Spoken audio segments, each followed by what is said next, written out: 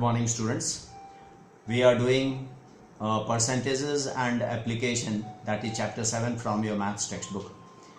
In the video today, we would be looking at some questions from exercise 7.1.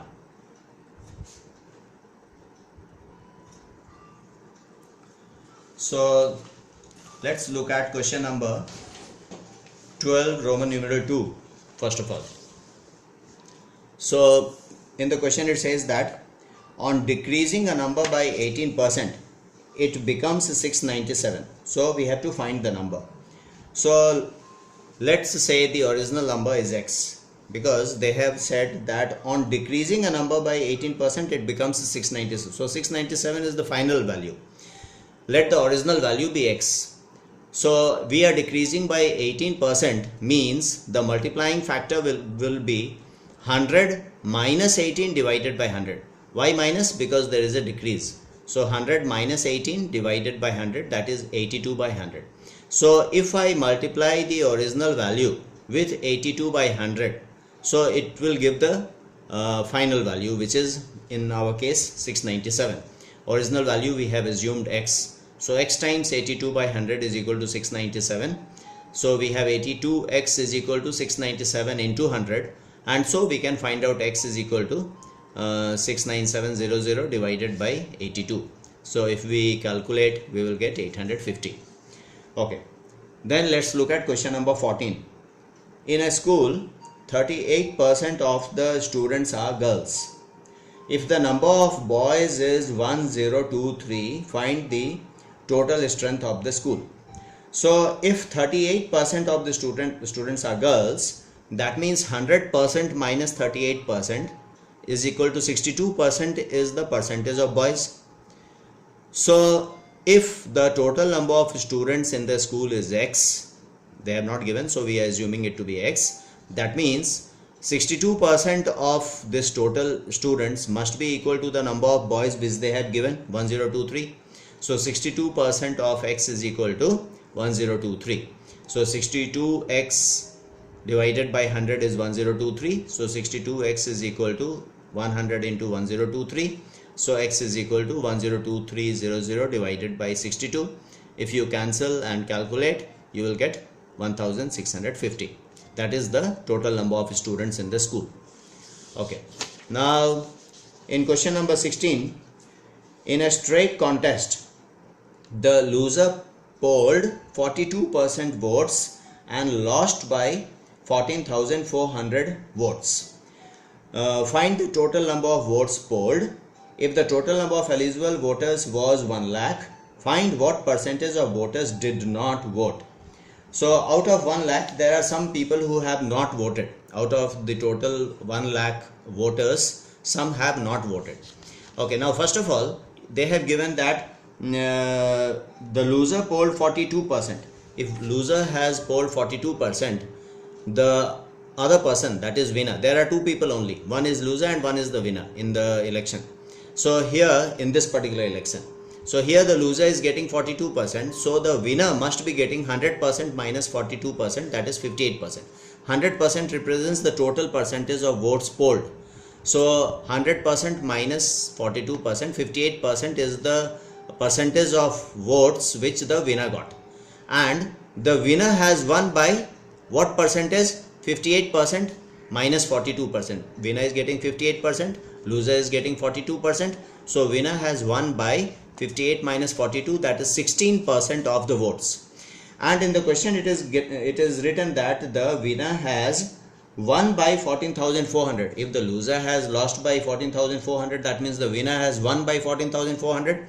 So the winner has won by 14,400 votes. That means if x be the number of people who have voted, that means 16% of x must be equal to 14,400, because this is the percentage by which the winner has won, and this is the number by which the winner has won. So 16% of the total number of people who have voted must be equal to 14,400. If we solve this equation, we get x is equal to 90,000. That means the number of people who have voted is 90,000. So number of people who have not voted, because there are total 1 lakh people. So 1 lakh minus 90,000, that is 10,000 people have not voted.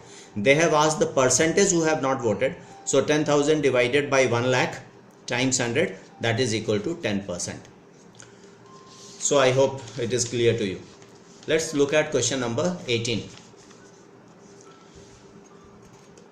Here they are telling that in an exam, 1/4 of the students failed both in English and maths. 35% students failed in maths and 30% failed in English. Reading the question, it should give you a hint that this is related to sets and Venn diagram, because you see both in English and maths, then percentage in maths, percentage in English, like that it is given. So now here, because 1/4 of the students, they have given in fraction form, who have failed both in English and maths. So we will first of all convert that fraction into percentage.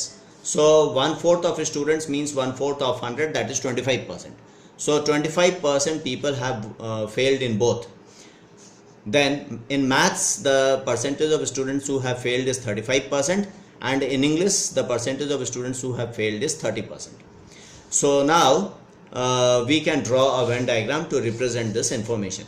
So because there is a percentage of people who have failed in both subjects, that means these two sets are overlapping sets. That means there is a common region. So we are drawing two ovals with a common region, and people who have failed in both the subjects is 25%. So we will start filling the Venn diagram always from the innermost area.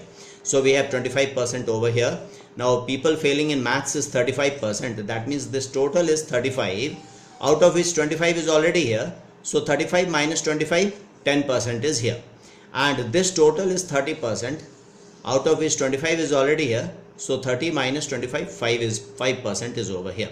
Now the first question is, find the percentage of students who failed in any of the subjects. Any of the subjects means either this subject or both the subjects, because these people have failed in both means they have failed in minimum one subject.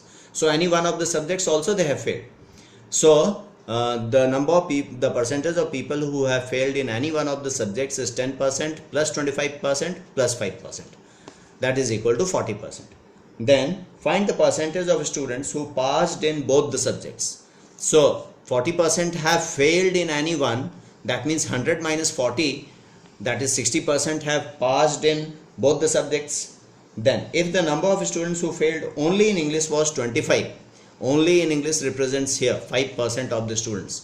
So 5% of the students failed only in English. If the total number of students, let's assume, is x, that means 5% of x is equal to 25. If you calculate, if you simplify, solve this equation, so 5x by 100 is 25. That means x is equal to 2500 divided by 5. So x is equal to 500 students. Okay, let's do one more question. That is question number 24. Here it is telling that a candidate who gets 36% marks in an exam fails by 24 marks, but another candidate who gets 43% marks gets 18 more marks than the minimum pass marks. Find the maximum marks and the percentage of marks, percentage of pass marks. So first of all, let's assume that the maximum marks is x. Now the candidate who has failed, he has failed by 24 marks. That means he has scored 36% marks, that is 36 by 100 times this total marks.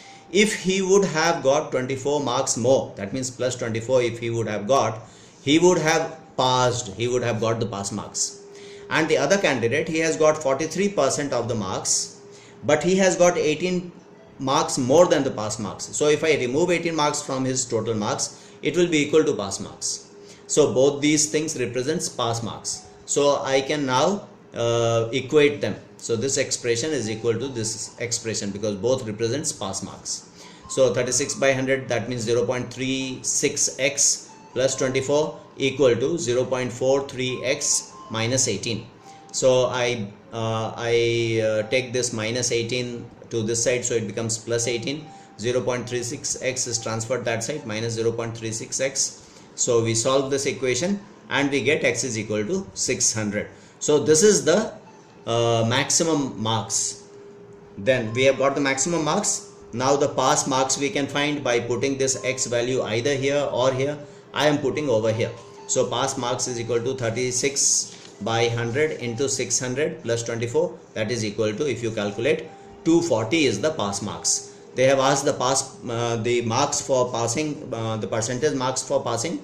So that is 240 marks out of the total, that is 600 maximum marks. So 240 out of 600 times 100, that is 40%.